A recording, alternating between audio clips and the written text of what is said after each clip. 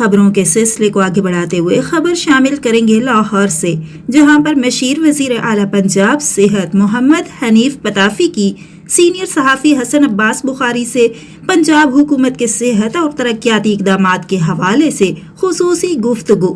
محمد حنیف پتافی نے corona vaccine اور جنوبی پنجاب میں صحت عامہ کے اہم اقدامات کے حوالے سے پنجاب کے ہر ڈسٹرکٹ میں غریب عوام کو سہولتیں فراہم کر رہی ہے۔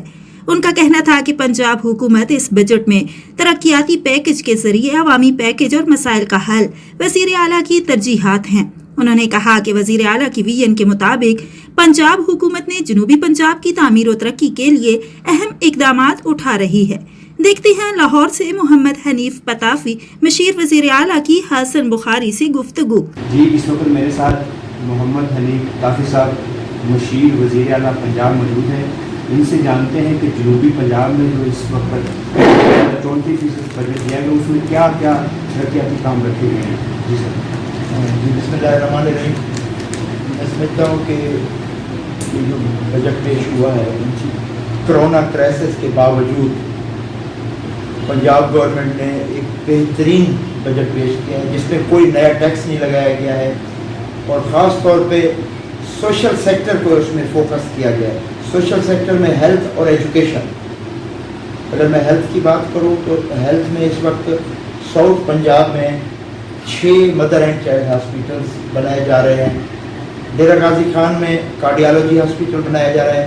ملتان میں 70 سال کے بعد نشتر 2 ہاسپٹل بن رہا ہے۔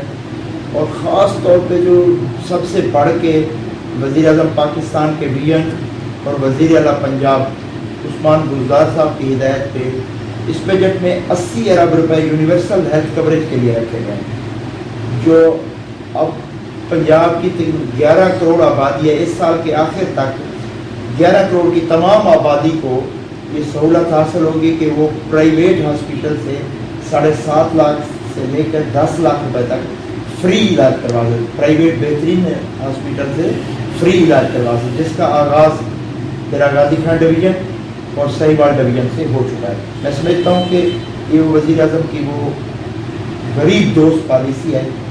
جب ایک غریب آدمی، ایک کمزور آدمی کے گھر میں کوئی ایمرجنسی ہوتی ہے یا خاص طور پہ کوئی ڈلیوری ہوتی ہے تو اسے یا کوئی زیور بیچنا پڑتا ہے یا گھر کی کوئی چیز بیچنی پڑتی ہے۔ اور یہ کرونا ویکسین جو ہمارے پاکستان میں یہ کب تک